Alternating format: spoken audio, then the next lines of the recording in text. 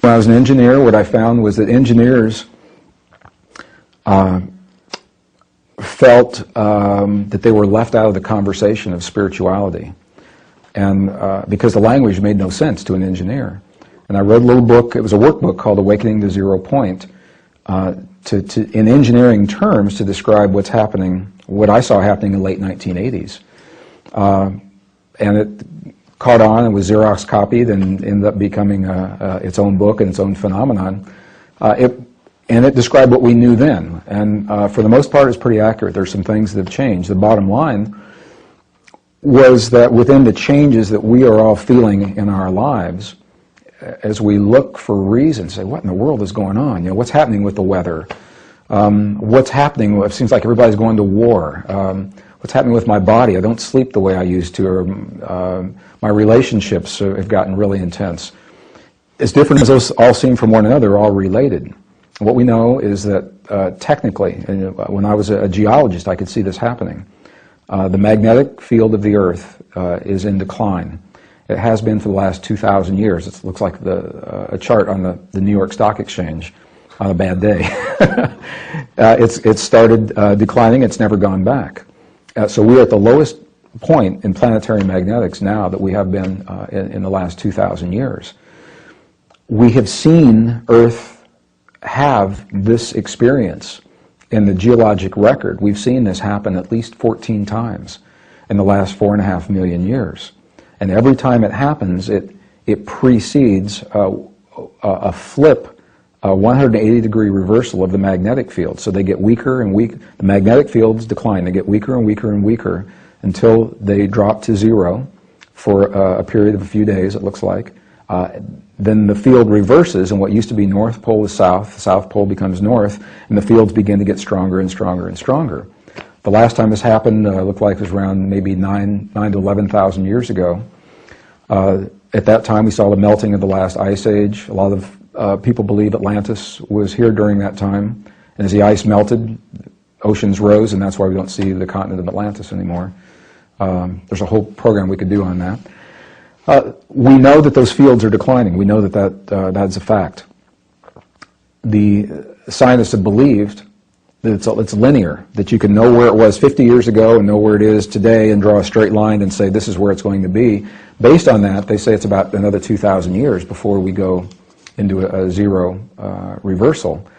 We know, however, that it is not linear. It's what's called a geometric decline, and what that means is that as the field declines, it declines quickly. Ancient calendars point to our time in history, the Mayan calendar, the Egyptian calendar, native oral traditions, both in North-South America and the Tibetan traditions. They all say that something is happening at our time in history, and this is when time as we know it changes, and that the Earth as we know it changes.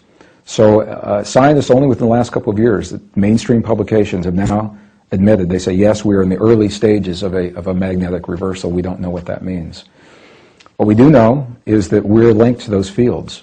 Our emotions, our sleep patterns, our perceptions of time and space, how we feel about our relationships, our immune response, all those things are linked to the magnetic fields of the Earth, as well as the weather patterns. And this is something a lot of people aren't talking about. So the decrease of the magnetics is what is driving the weather patterns and the shifts that we're seeing right now, including global warming and those kinds of things. So we know those are happening, and they are giving us an opportunity. I think they're giving us an opportunity to know ourselves in the presence of conditions that are unlike what we've lived in the past. And what that means is it's an opportunity for us to demonstrate our mastery of who we really are in this universe, in this reality. Because in that mastery, those changes come much easier to us. It's in our resistance to our mastery, those changes are tough. So when we feel that we're limited beings, and that our health is so very fragile, and that the way that we live is so fragile. It is in some respects.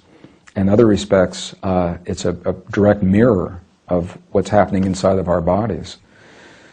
So that was one parameter, the magnetics. The second was there's the fundamental heartbeat of the Earth that the ancients talked about. The scientists first detected this in 1899.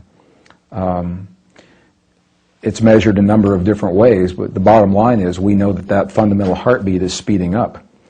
And we all know that because everyone says time is speeding up. Every country I've been to, people say it seems like time is speeding up. Why is that?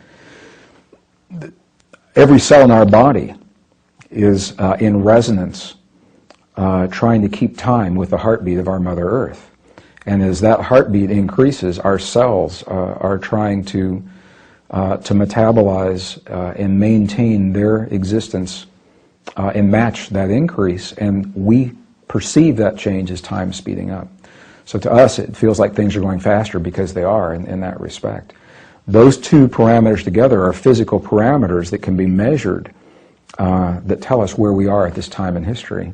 And all I can say right now is we've got very low magnetics, and the pulse of the planet is twice what it was in the mid-1980s. And we're not sure where that's going to go. But I also have to say, I know people who spend all of their time preparing for the moment that the world changes, whether it's burying boxcars of food in their backyard or building a shelter, that will protect them from whatever. And if people feel good about that, I think it's probably a good thing to do. My experience is if you spend your life preparing for all the bad things, you miss life. And by living the life that crosses our paths and honoring those changes, when the frightening things happen to us, honor that fear and go through what the ancient traditions suggest that we go through to transcend that fear. And as we do that, it changes our bodies, and in that change, we've already prepared for whatever the earth is going to bring.